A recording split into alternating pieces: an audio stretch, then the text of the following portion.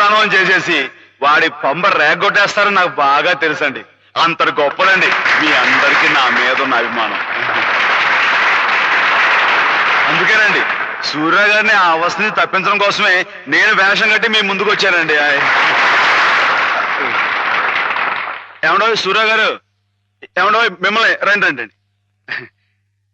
వీరు గొప్ప నటులను కూడా విన్నానండి. ఒక విషయం మాత్రం గుర్తుంచుకోండి సూర్య గారు, మా ఈ తూగో జిల్లాలో తప్పించి మిగతా జిల్లాలో మీరు వేషం కట్టి మంచి పేరు సంపాదించుకోవాలని మనస్ఫూర్తిగా కోరుకుంటున్నానండి. ఒక నిమిషం బాబు, తోటి కళాకారుణ్ణి కొంచెం సత్కరించుకోనివ్వండి. ఇక మీరు దయచేయండి. ఇక విషయానికి వస్తానండి, శివుడిగా ఇది నా నూరో ప్రదర్శన అండి, కాబట్టే మనసులో మాట బయట పెట్టేసుకుంటున్నాను. అసలండి పాలమ్ముకుని బతికే యాదవుడు నన్నేనండి. వీడేంటి శివుడు వేషం కట్టడం ఏంటని అందరూ ఎగతాళిగా ఎక్కిరింపుగా మాట్లాడుకునేవారండి. అట్లాంటప్పుడు రేయింబావులు కష్టపడి నాకు ఆట పాట మాట ఒకటేంటండి అన్ని స్వచ్ఛంగా నేర్పిన మా గురువు గారు, ఇదిగో హేమ గారు. ఈ రోజున హేమ గారు ఇక్కడ ఉంటాం అన్నది నిజంగా నా అదృష్టం అండి. ఈ దండ నాకు కాదండి, హేమ గారికి చెందాలి. అమ్మాయి గారు మీరు ఒకసారి పైకి రండి.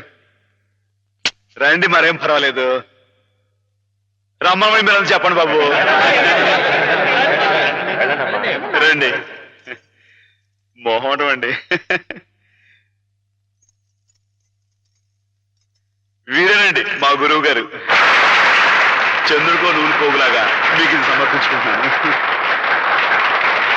తీసుకోండి. ఏమిటిది మాధవ, ఇలా స్టేజ్ మీదకి పిలవడం, ఈ పొగడ్తలు నాకు చాలా సిగ్గేసిపోయింది తెలుసా. అభిమానం ఎంతుందో చెప్పుకోవడంలో తప్పే ఉందండి. అభిమానం ఉంటే మనసులోనే దాచుకోవాలి గాని ఇలా 10 మందికి టముకేసి చాటుకోవాలా? అట్టా దాచేసుకుంటే ఈ అష్టోత్తరాలు సహస్రనామాలు త్యాగరాజు పాటలు ఇవన్నీ బయటకు వచ్చేయండి. అవన్నీ దేవుడు పోగొట్టారు కానీ బాబు, ఒకసారి మనసు దండం పెట్టేసుకొని సరిపోద్ది అనుకుంటే మరి రాసినంతా పిచ్చోళ్ళ ఎర్రోళ్ళ ఏమండి. మీకు అన్ని తెలుసు అనుకోమాకండి, కొన్ని కొన్ని మీకు తెలివి తెలుసా బాబు. ఏమండి నీతో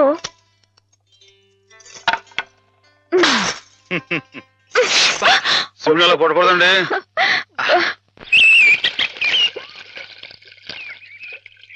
ముత్యాల ముగ్గుల్లో ముగ్గుల్లో గుబ్బిళ్ళు, రతనాల ముగ్గుల్లో ముగ్గుల్లో గుబ్బిళ్ళు. నేను వచ్చిన పని చెప్పడమే మర్చిపోయాను అమ్మాయి గారు. పొద్దునే పాలు పోయడానికి కానీ పార్థమ్మ గారి ఇంటికి వెళ్ళాను కదండి. ఆవిడేమో ముగ్గు తొక్కడం వెళ్ళావా, ఈ రోడ్డు నీ బాగుంది అనుకున్నావా? జోగులేస్తున్నావా? నీ మొహం పెరగైపోతా ఉన్నావు. మాటలు జాగ్రత్తగా రాని, నా మొహం పేడలా కనబడుతుందా? మళ్ళీ జోగులేస్తున్నావా? ఈసారి నిజంగానే పెరగైపోతురు. అమ్మాయి గారు ఆపారు కాబట్టి పాస్ అయిపోయావు. దమ్ములు లేవని చెప్పవా?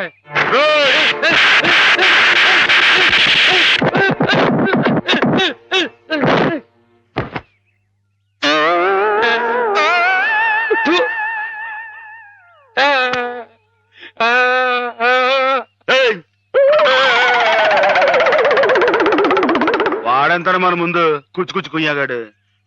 ఇందాక పార్వతమ్మ గారిని చెప్తున్నాను కదండి, పెళ్లికి ఆవిడ చెల్లు కొడుకున్నాడంటండి. మన లలితమ్మ గారికి జోడిగా పాస్ అయిపోతాడేమో అంటున్నానండి. కానీ బాగాలేడా? బాగాలేకపోవడం ఏంటండి, డబ్బా పనిలో ఉన్నాడండి. మరి కాకపోతే చదివింది ఉత్త బియ్యని అంటండి. పెళ్లి కొడుకుగా పాస్ కావు పో అన్నానండి. ఆయన ఇచ్చి బిఏ అంటున్నావే, పిల్ల ఏం చదివింది, ఏం డిగ్రీ ఉంది అని ఆయన అడిగితే ఏం చెప్తావు? అయ్య బాబోయ్, మీకు డిగ్రీలు దేనికండి? ఇప్పుడు సరస్వతి బిఏ, లక్ష్మి బిఎస్సి, పార్వతి బీహం అని దేవుళ్ళు డిగ్రీలు ఉంటాయంటండి. మీరే విద్యుల తల్లి, మీకు డిగ్రీ లేకపోయినా పాస్ అయిపోతారండి. అక్క, ఎక్కడి నుంచి ఎక్కడికో లింకులు పెట్టేయడంలో మొనగాడు మాధవ. అతనితో మాట్లాడి నువ్వు గెలవలేవు గాని నువ్వు ఊరుకో. ఏం మాధవ, ఈ బడాయి మా పిల్లలు కూడా నేర్పుతున్నావా? ఏమయ్యా ఏంటండి, మొత్తానికి మన ముగ్గే పెద్దదిగా ఉండాలని పట్టుదలతో వేస్తున్నట్లు? ఊరికేంటండి, ఈ సంక్రాంతి పండగకి మొత్తం మన తూగో జిల్లాలో ఎవరింటి ముందు ఇది పెద్ద ముగ్గు కనపడకూడదు అంతేనండి. ఎలా ఉందండి? బానే ఉందిలే. మీకు అంతగా పాస్ అయినట్లేదు.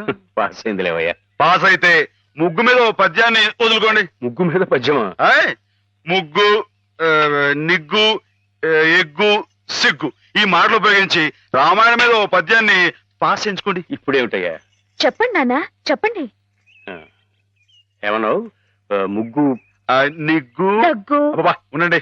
సిగ్గు, ఎగ్గు. ఆహాహా, ఎగ్గు సిగ్గు. ఎగ్గు సిగ్గు. ఏమిటి తమ రాసిన 20-25 పుస్తకాలు ఆయుత్తులవేనా ఆకాశులవి? నేల మీద వాళ్ళకి ఎవరికి అర్థం కాకుండా. అయినా ప్రస్తుతం జనానికి కావాల్సింది బూతులు గాని నీతులు కాదయ్యా.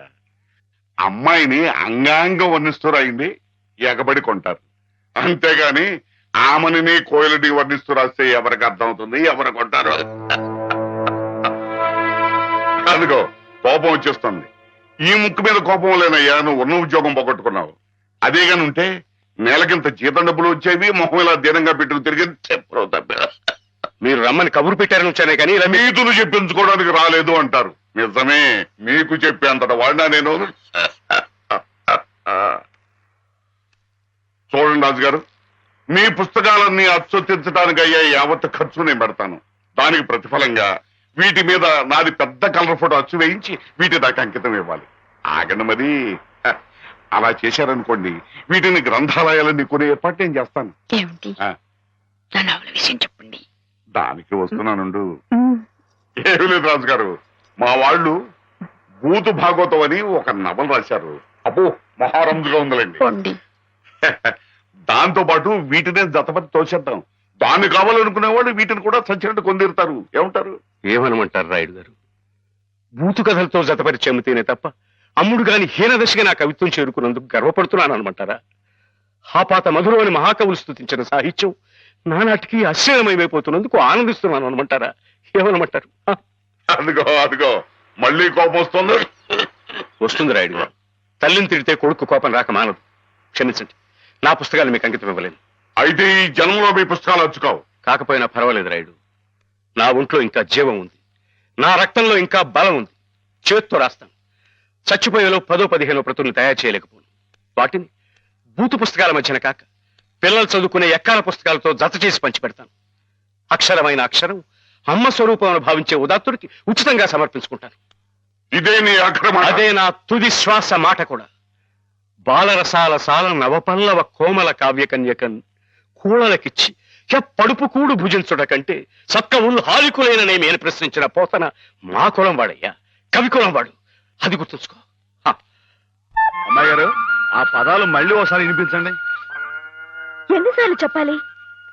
ఔరా అమ్మక చెల్ల ఆలకించి నమ్మడమెల్లా అంత వింత గాథల్లో ఆనందలాల. అబ్బా, అయ్యగారు పెద్ద పెద్ద మాటలతో పుస్తకాలు రాయడమే కాకుండా ఈ చిన్న చిన్న మాటలతో ఇది ఎంత బాగా రాశారండి బాబు. అందుకే నువ్వేదో నాటకం కట్టి పాడు చేద్దంది. కరెక్ట్ అమ్మాయి గారు. ఏంట్రా జోకులేస్తున్నావా? మొహం పిడకైపోద్దు. ఏమండో మనంత తేలిగా అంచనా వేయకండి. ఈ తూగో జిల్లా మొత్తంలో పల్లె పాటల్లో మనమేనండి ఫస్ట్. 9 పాటల దగ్గర నుంచి తంపుడు పాటల దాకా, కోళ్ళమ్మ పాటల దగ్గర నుంచి కోళ్ళమ్మ పదాల దాకా. మరి అనుకోకండి. ఏమిటమ్మా ఇద్దరు కీచులు ఆడుకుంటున్నారు? ఏం లేదు బాబా, మన అమ్మాయి గారి బావగారు లేరు శ్రీపతి గారు, ఆరి కాలేజీలో జానపదాల పోటీ. మన అయ్యగారితో పాట రాయించి ఆరి పిల్లలతో పాడేద్దామని శ్రీపతి గారు అంటేని నేనేమో రాగం కదా అయిపోయి. బాబా నువ్వు చెప్పాబా, ఇట నాటికి మనమే కదా లాయకి. నిజమేనమ్మా, వాడికి రాని విద్యంటూ లేదు. పోనీ ఒకసారి అని చూడండి.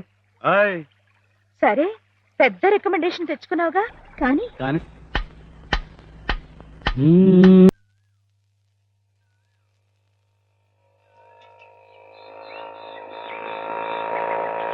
పిల్లలు వచ్చేసాను రా. రండి రండి పట్టుకోరా. రండి రండి రా. నన్ను పైకి ఎక్కనివ్వండి రా. ఎక్కనివ్వండి కొంచెం దారి దారి. పాలని మీకేరా కొట్టుకోండి. ఏంటా ఇంట్లో ఎలా ఉంది? బాగున్నా మాధవ. అరే చేపలు విశేషాలేంటి? దొమ్మిలు కొట్టట్లు.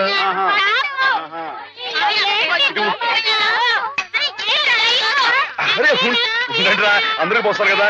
ఇది పట్టుకో, ఇటు చెప్తాను. మాధవా, ఎమ్మెల్యే రాయుడు గారి సంగతే నువ్వే కాదు చూడాలా. అందరికి అదేటే కదా. నేను అప్పుడే చెప్పానా ఈ ఎమ్మెల్యేలు ఇలాగే జోకులు వేస్తారని. అప్పుడు ఓట్ల కోసం హారతలు ఇచ్చాడు, పని అయిపోగానే మీ మొహాలు పిడగలు చేశాడు. ఎండిపోయి పొయ్యిలో పెట్టుకోడు, ఉపయోగపడతాయి. బాబు మాధవ ఇలా రా బాబు. ఏంటి? స్కూల్ కట్టిస్తానని మా అందరి దగ్గర డబ్బులు వసూలు చేశాడు. 6 ఏళ్లుగా అరుంధతి నక్షత్రం వంక చూస్తున్నావే కానీ ఇంతవరకు స్కూల్ కి పునాది రాయపడలేదు. పిల్లలు నానా ఇబ్బందులు పడుతున్నారు మాధవ. ప్రతిరోజు 4 మైళ్ళు నడిచి వెళ్లి రావాలంటే చాలా కష్టం కదా. ఆలోచించు. నువ్వే ఎలాగైనా రాయుడు గారితో మాట్లాడాలి. అవును మాధవ, మాలో నువ్వే ధైర్యవంతుడి. తాడో పేడో నువ్వే తేల్చేయాలి.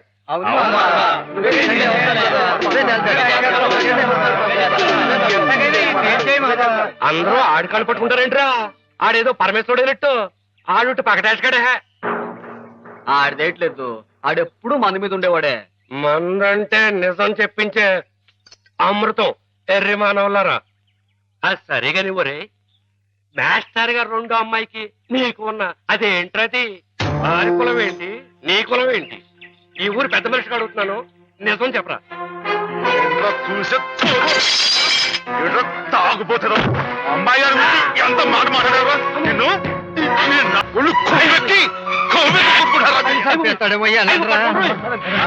తాగుపోతారు తప్పు కదరా. అమ్మాయి గారు చాలా మాట్లాడు. మీరేంటి అడిగారు? ఎమ్మెల్యేతో మాట్లాడమనేగా, నేను చూసుకుంటారే. వెళ్ళిపోండి. వాడు మామూలు మనిషి కాదండి. పూర్వజన్మలో రావణాసురుడో ఈ చకుడో అయ్యుంటాడండి బాబు. ఒరేయ్, వాడు రావణాసురుడైతే నేను రాముడై